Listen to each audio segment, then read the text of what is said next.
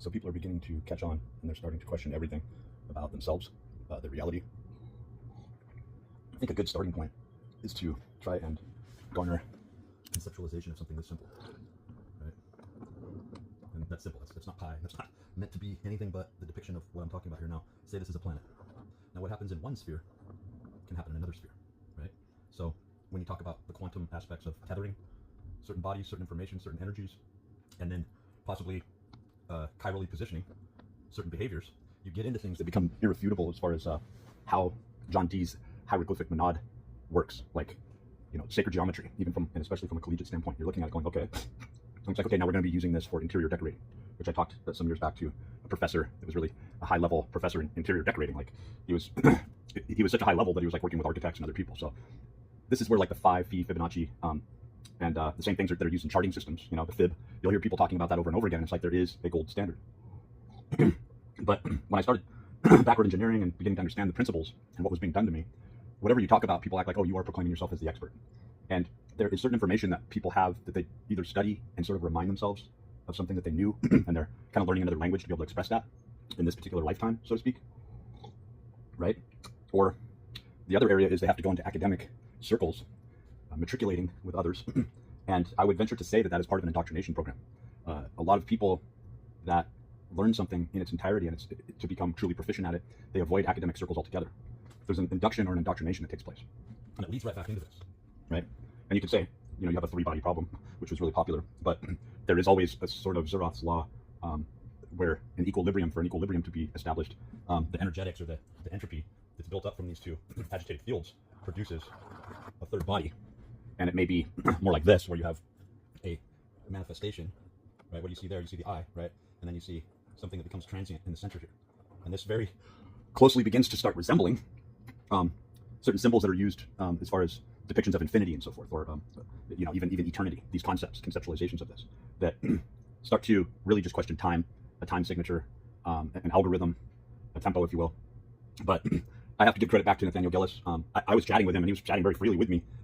For every time I go on, I don't even remember what it was. It was one of those. It was something that I don't use very often. That I kept trying to end my. It was just like I think a Facebook affiliated social networking thing, and I ended up just ending it, trying to get off of that social network. I can't believe I can't remember the name of that, but it's just something I didn't use. Just like I didn't use Twitter for years. Didn't like it. Still don't like it, actually. But now that it's X, you know. But I digress. When we're talking about the subject of the self, and then you get into the fact that what Nathaniel Gillis had talked about in his past 3 more recent interviews, which are fascinating because it's getting into areas where it's like, okay, not that, you know, he talks about the same subjects over and over again, but a lot of authors, a lot of people will go over the material for fresh listeners, fresh viewers who aren't familiar with the, because it's a very seemingly complex process. So what I started to realize is that years ago, I didn't have access to certain grimoire. I didn't have certain, or at least I didn't know where to find it. I didn't have the patience to sit down and study it. It wasn't fascinating to me. In fact, it was like, just like people who talk about being abducted, there are people who are just literally pulled away from a life, from work. Like this entity, if you will, doesn't respect the fact that you've got an 8-hour workday or a 12-hour workday, that you have 3 kids. It only sees the pernicious aspects of manipulation. And you got to wonder, is if we assume ourselves as a self, right? You're talking about the bending of certain timelines and the fact that they're this entity or entities that are working congruent, amalgamated to one another, connected to one another, and possibly never really physically visit here, but are doing these processes on another sphere that directly affect and interface with this sphere over here, because that's where we live. We live. It's not like an afterthought or an aftermeasure. It is precisely what we live in, what we were re-engineered for, what we were manufactured for. And lately, I've been realizing with this talk of Tartary being like there's a postulation that 1,000 years is missing. And years ago, I just started to realize, now that's my point here, is that I started to realize that I had access to these answers, but they had to be excited, in such a way that was a positive excitation, literally to bring about an energetic field within myself, around myself, through myself. And that when I was walking and I was fasting and I was purifying my mind, I was able to freely access this information. And so what I started to do is I started to apply it. I did a mental mind application, and then I would get validation almost instantly at times, not so instantly other times. And I started to see how time, from personal experience, how time really works.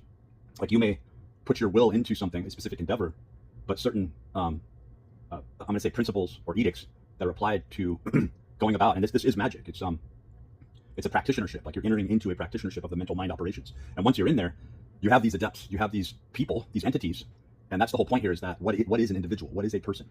Like Nathaniel Gillis gets into the point of what golem means is fetus. So we're basically like these golems, or, to sort of bastardize a term, the homunculus, if you're talking about like a Faustian measure there, and you're looking at the fact that there are presuppositions that the entity is aware of, i.e. your shortcomings genetically, but that there is a challenge and also a mockery that occurs, that we assume ourselves as selves, but many people are just going about the genetic predisposition of who they are genetically, that is hardwired, right? But nothing is really hardwired, it's just made out of flesh. It's something that, so once action comes into play and you start to become active in the interplay with the genetic material, with the outside world and the world around it, and other people who are also manifesting mimetic, non-Euclidean spherical mathematical mimetic chains. And you could get into a discourse of proteins. Like you could say, well, this represents one shape, and that shape has to have an adjacency to this shape over here.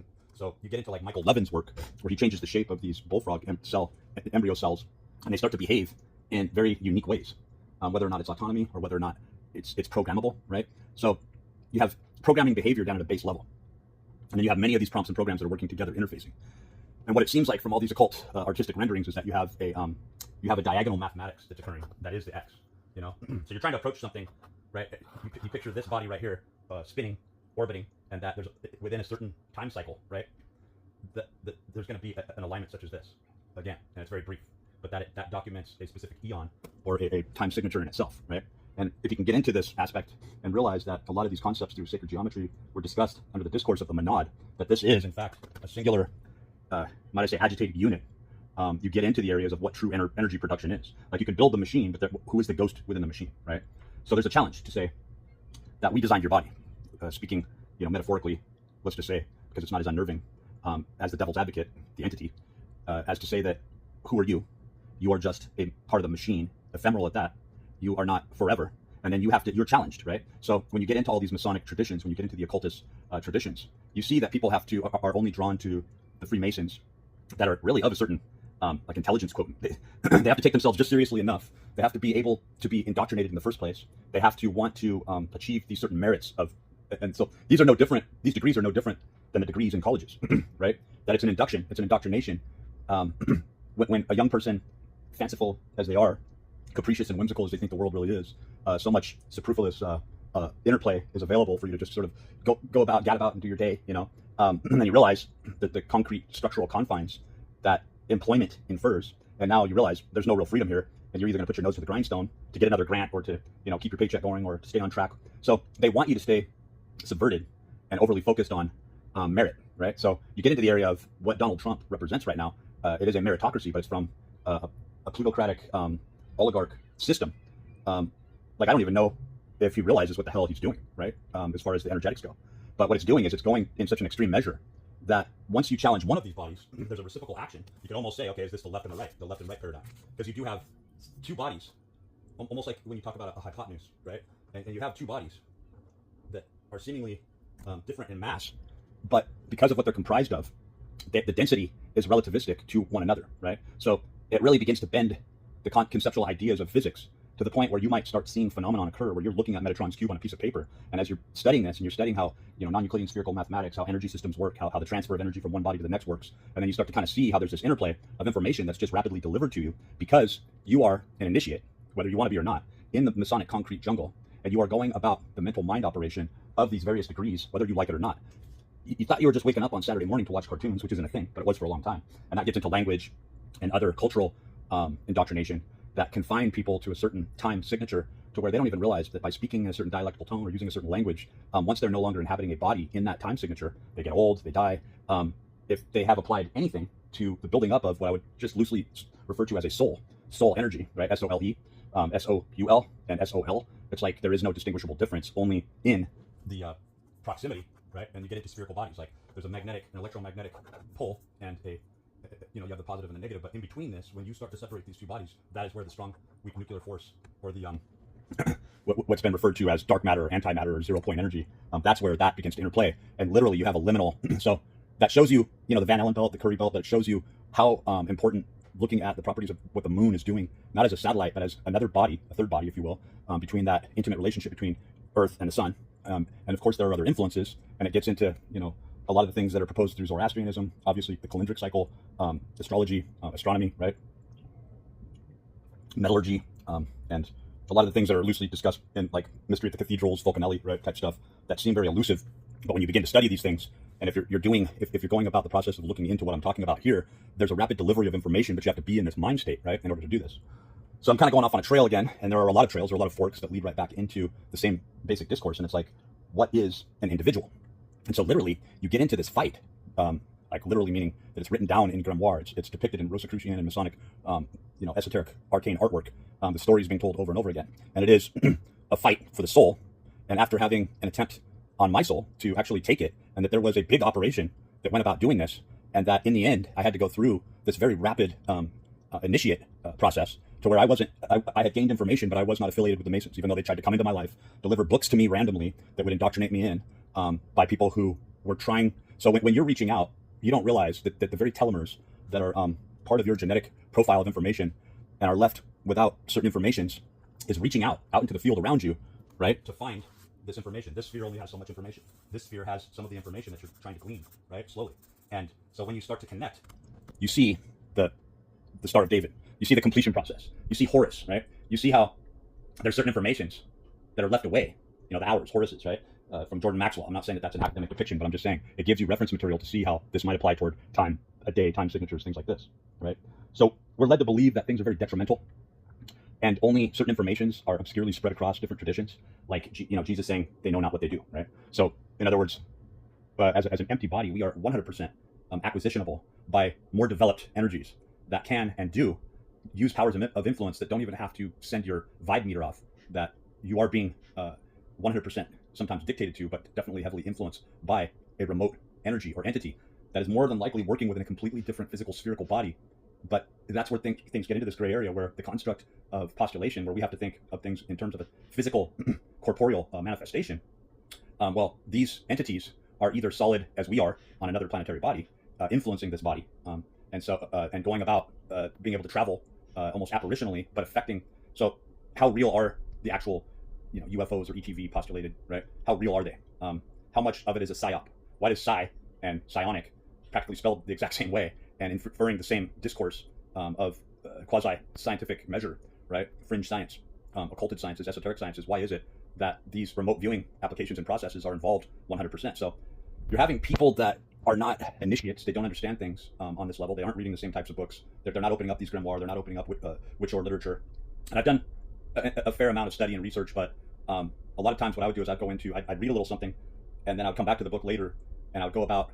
A good example of this is like the Master Key System by Charles F. Haanel, where chapter by chapter, written by a high-level Mason, which is what The Secret by Rhonda Byrne is all about, right? They say. And what they have you do is they introduce an idea. They're talking about this. There's one term of you are nothing but a theoretical abstract ego until you start to basically take the traditions up that are set before you, right? So it's basically saying you're a vagrant.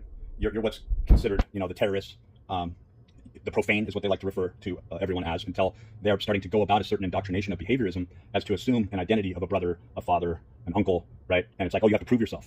But the truth is that all these postulations, and especially relationships with people, where in families, in scholastic settings, in work settings, people think that they are randomly coming up on, being introduced to, interplaying with complete and total strangers, or that they have some sort of similarity or likeness to a son and his mother, when in fact the origins of what comprises the container or the golem that person could be your enemy. And in my case, it definitely was. Like, based on, so is it talking about karma? Is it talking about reincarnation? Is it talking about past lives?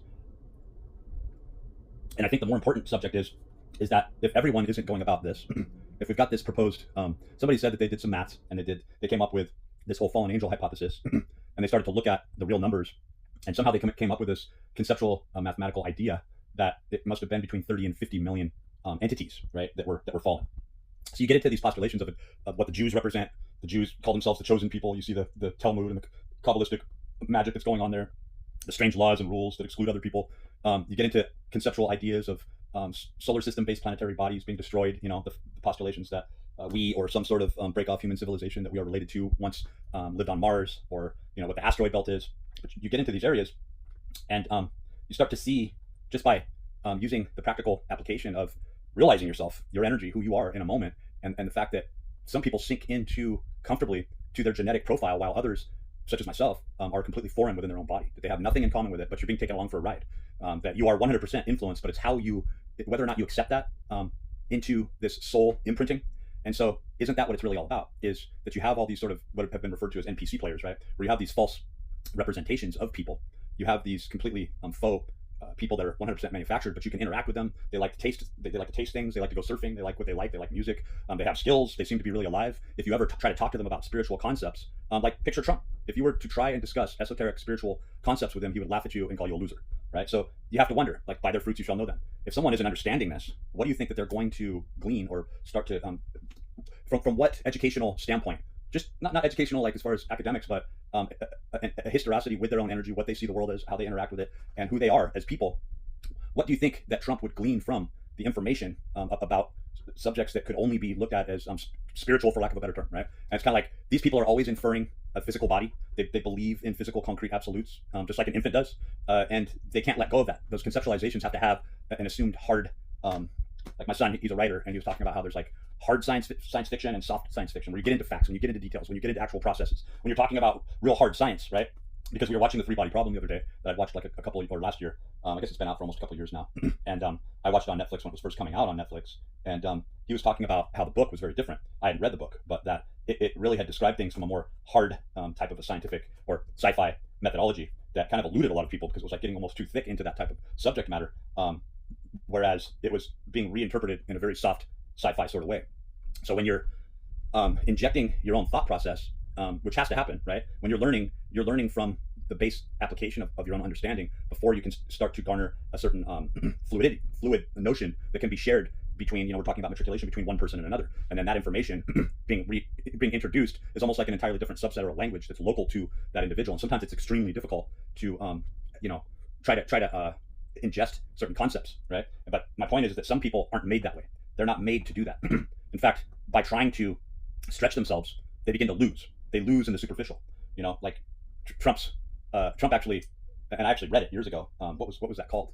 It was his answer to The Secret. And when you look at it, he was taking The Secret and he was putting it into, like, one thing that I got from that was that book. I can't remember. It was like 12, 15 years ago that I read that. But it was one of the key takeaways was a quote in there is, the harder I work, the luckier I get.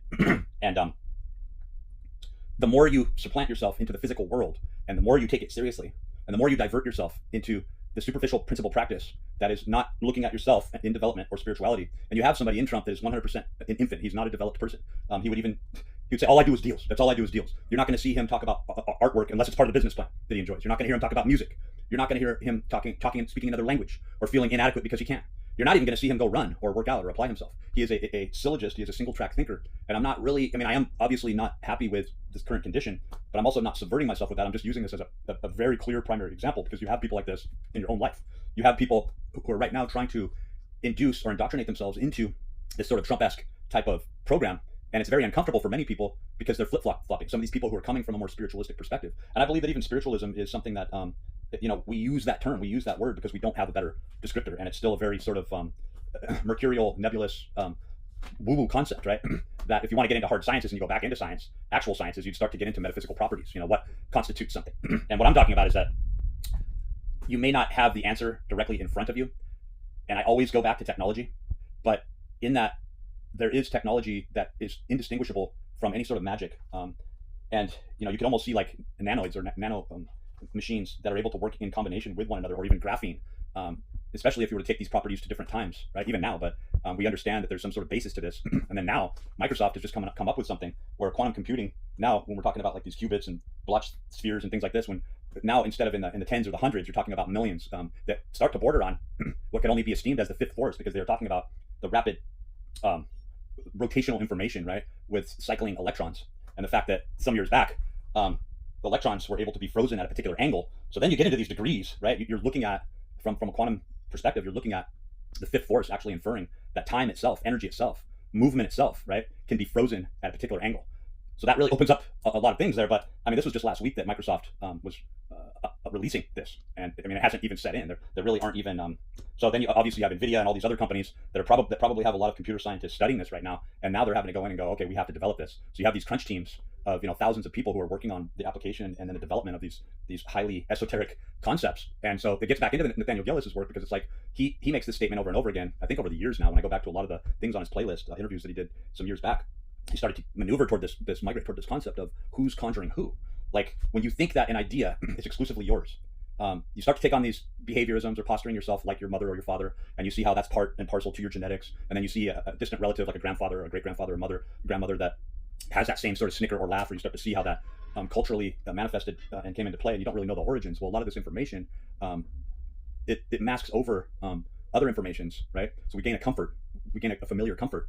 And I mean, that's what like indoctrination is when you start to get into different fields of operation, or you're talking about being an interdependence and going into literally different geographical locations. People start to take on the behaviors of those other people in that area, in that township, in order to be accepted, right? But when you get down to it, there's a mathematical process that's occurring, an alchemical process that's occurring on a submolecular level that is, and with your motor neurons, but proteins and digestion and all of these things, you're literally following the mantra, form follows function, function into form. And you see this happen in the military, right? You see this happen in the military, especially when somebody has to go about training for a particular task. And when you see that person a year later, they might be 100 pounds lighter. They might have to carry 200 pounds of equipment at some time, right? They might have to do certain agility testing that completely changes the way that person looks. To where, have you ever done that? Where you've seen somebody day in and day out, they may have been a schoolmate or whatnot, and then all of a sudden they get involved in some sort of military program or something they're really taken seriously, and you don't even recognize that person. They're like it could be as extreme as I recognize a little glimmer in the eye or the way they smile once we interacted. But as far as me being able to recognize that person, nothing about that person seems familiar at all. So you start to get into what these components are to the individual or the assumed individual, what identifies them as an individual, and it is the process of a transformation up through development, through a developmental process. How information that at first was just something that you can almost say capriciously played with at first, a notional aspect, a gesture, if you will.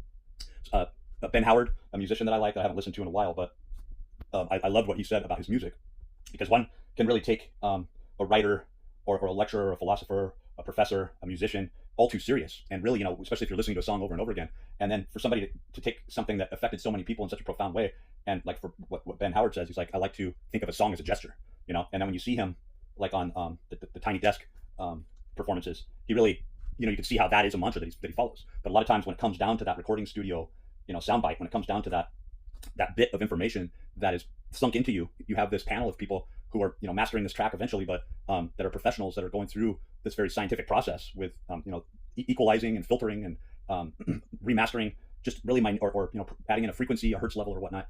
And you see how all these arms of the same type of system that you could look at as an epistemology or an ontology, when you go through the mastery of a process, involve physically through the physical or the physics interactions within our world, right? The very things that we share. The alchemical process of developing a soul is no different, right? But that information that is imprinted on somebody claiming not only their own body, not only their own life, which there's a huge challenge for those who do have this soul. So for somebody to say, going back to like a Trump-esque type of NPC player, very limited form of development, for somebody to say that they're fully developed and that because they're so hard-headed and concrete in the fact that they don't want to know anything else, all they want to do is buy skyscrapers and try to sell those things for twice as much as they paid for them, or that they can somehow lay claim to being a self-made man when they were given hundreds of millions of dollars of seed money, or the fact that their lineage was tied in, like John Trump, somebody that was very influential in Donald Trump's life, having been one of the people who have actually confiscated the information when Nikola Tesla passed away, and all those almost 5 truckloads of information that the government usurped from. Well, there was no one else standing at the door, right, wanting the information, right, and it would have ended up in a trash bin after they destroyed the man's life, But you see these seemingly covert operations happening out in plain view, and it seems like it's part of the ritualization that has to be done, ergo the Masons, right? But it's also done in a privatized or semi-privatized way, where if you are interested in this, then you have to go about the process. But by going about the process, it's going to change you, because you're going to have to indoctrinate yourself with this information. Form follows function, function in the form. There's nothing like whimsical or capricious about going into any sort of endeavor. You can't just loosely decide, oh, that sounds like it's going to be fun, because your fun is someone else's entire scientific perspectives on life, systems, again, an ontology and epistemology that leads into metaphysics, and there is a hard science behind it. So you're going through this alchemy of transition and transcendence that changes you, right? And so a lot of times people who say, like, I'm a jack of all trades, master of none, they're much of the time their goal is to master the self, but they're taking little bits and pieces of the process, and they're seeing that the entire field shares the same general subset of information. And that subset is, you have the Star of David, you have the immutable laws that are implied there, but then you also have these reoccurring spheres, right? And how there's a transfer of information, there's a rotation, right? And there's a very transcendental notion to all of this. I'm going to end it right there, but I'm going to try to record some of what Nathaniel Gillis is saying on some of these interviews, and just like show a clip of, say, like 1 minute clip, and then show my response and see if that can better clarify what I'm talking about.